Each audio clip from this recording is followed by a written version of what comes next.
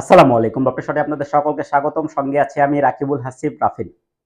Lofted shot একটি sports related platform যেখানে শুধুমাত্র খেলাধুলা নিয়ে আলোচনা করা হয়। কিন্তু সাম্প্রতিক সময়ে কোটা বিরোধী আন্দোলন বা বৈষম্য বিরোধী আন্দোলন নিয়ে সারা দেশে যা ঘটে গেল, সেখানে খেলাধুলায় ওই আন্দোলনের চেয়ে কোনো অংশেই বেশি ছিল না। যে কারণে এই প্ল্যাটফর্মে আমি খেলাধুলা নিয়ে কোনো আলোচনা করি নাই। তবে আজকে এসেছি, যে কথাগুলো বলবো সেটাও খেলাধুলা রিলেটেড। কিন্তু এর আগে একটু বলতে চাই, এই আন্দোলনকে ঘিরে যা বাংলাদেশে ঘটে গেল, যেটা বাংলাদেশের সকল মানুষের একটা অধিকার হয়ে দাঁড়িয়েছিল। বাংলাদেশ ৭১-এর পরে আবারও নতুন করে মনে হয় একটা স্বাধীনতা অর্জন করলো। মানুষের যেভাবে উল্লাস, উচ্ছ্বাস, যেভাবে তারা রাস্তায় নেমেছিল, এটা বাংলাদেশের জনগণের একটা দাবিতে পরিণত হয়েছিল।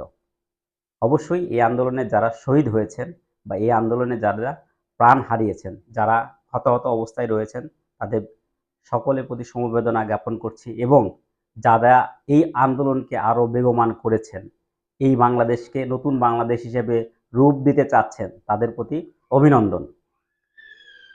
দেখুন, একটা কথা শুরুতে বলে রাখি, স্বাধীনতা অর্জনের চেয়ে স্বাধীনতা রক্ষা করাটা সবচেয়ে বেশি কঠিন। আমাদের দায়িত্ব অবশ্যই স্বাধীনতা রক্ষা করা। এই আন্দোলন ছিল বৈষম্য বিরোধী আন্দোলন। এই বৈষম্য বিরোধী আন্দোলনে বাংলাদেশের আপামর জনগোষ্ঠীর একটা মেজর পার্ট কিন্তু বৈষম্যের শিকার। ক্রীড়াঙ্গনও এর বাইরে ছিল না। ক্রীড়াঙ্গনের প্রত্যেকটি ডিপার্টমেন্ট বৈষম্যের শিকার ছিল। আমাদের দেশের সবচেয়ে জনপ্রিয় খেলা যদি ফুটবলকে ধরে থাকে, তাহলে সেই ফুটবলের আজকের অবস্থান কোথায়? কিন্তু ওই ফুটবল বাফুফের প্রেসিডেন্ট কাজী সালাউদ্দিন, তিনি কিন্তু দীর্ঘদিন হলো ওই চেয়ারে বসে আছেন। যে সংগঠন কোনো কার্যকরী কোনো সিদ্ধান্ত নিয়ে আসতে পারছে না বাংলাদেশের ফুটবলের জন্য, যে কারণে ফুটবলের কোনো উন্নতি নেই। বাংলাদেশের ক্রিকেট, বিসিবির ওই একটা জায়গায় নাজমুল হোসেন পাপন, তিনি কতদিন হলো আছেন, ওই জায়গায় কিন্তু তাকে কেউ সরাতে পারছেন না। আমরা অনেক স্বনামধন্য বোর্ড ডিরেক্টরসদের কাছ থেকে শুনেছি, ক্রিকেটারদের কাছ থেকে শুনেছি, নাজমুল হোসেন পাপন ক্রিকেটকে অনেক ভালোবাসেন। ভাই, ক্রিকেটকে ভালোবাসা লোকের সংখ্যার কিন্তু অভাব নেই।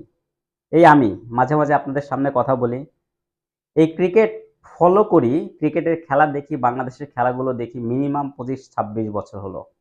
তার মানে আমি কি ক্রিকেটকে কম ভালোবাসি? আমার চেয়ে অনেক অনেক ক্রিকেট ফ্যান বাংলাদেশে রয়েছেন, ক্রিকেটকে পাগলের মতো ভালোবাসেন। তাই ওই ধরনের চাটুকারিতার প্রয়োজন নেই। যেটা সত্য সেটা যদি বলতে পারতাম, তাহলে ক্রিকেটের অবস্থানটা আজকে এরকম হতো না। ওই একটা পজিশন নিয়ে নাজমুল হোসেন পাপন আর কতদিন বয়ে বেড়াবেন? অবশ্যই সময়ের দাবি। এখন যেহেতু ওই প্রেসিডেন্ট হয়তো বা থাকছেন না, থাকবেন না, নতুন সরকার গঠন হবে, নতুন করে কেউ দায়িত্ব পাবেন। অবশ্যই একটা মানসম্মত, একটা গঠনমূলক এবং যারা ক্রিকেটকে জানে বোঝে, তাদেরকে যেন দায়িত্বটা দেওয়া হয়, যেটা বাংলাদেশের ক্রিকেটের উন্নয়নের ক্ষেত্রে কাজে আসবে। অনেক ছেলে মেয়ে স্পোর্টসের বিভিন্ন ইভেন্টে সারা দিন রাত প্র্যাকটিস করে। আমি তো শুধু ফুটবল এবং ক্রিকেটের কথা বললাম, এছাড়া হকি, হ্যান্ডবল, ভলিবল বা অনেকগুলো ইভেন্ট রয়েছে যারা দিনের পর দিন পরিশ্রম করে, কিন্তু বৈষম্য বিরোধের কারণে বা বৈষম্যের কারণে ওই জায়গাগুলোতে তারা প্রপার সুযোগগুলো পায় না। নিজেদের কেরিয়ার কিন্তু নষ্ট করে ফেলে একটা পর্যায়ে যেয়ে। তাই এই ক্রিকেটের উন্নয়নের জন্য, ফুটবলের উন্নয়নের জন্য বা ক্রীড়া অঙ্গনের উন্নয়নের জন্য প্রত্যেকটা ডিপার্টমেন্টে এমন এমন লোক, এমন এমন জনবল সেট করা প্রয়োজন, যেটা ওই ডিপার্টমেন্টের উন্নয়ন হয়।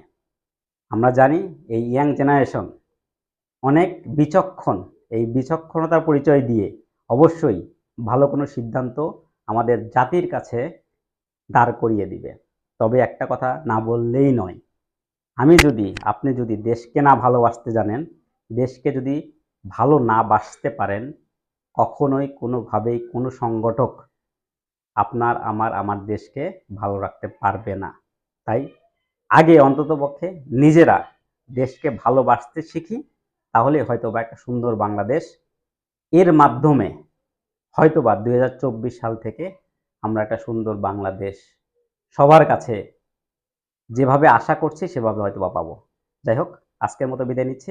আবারও আসবো অন্য কোনো বিষয় নিয়ে। এ পর্যন্ত সবাই ভালো থাকবেন। আল্লাহ হাফেজ।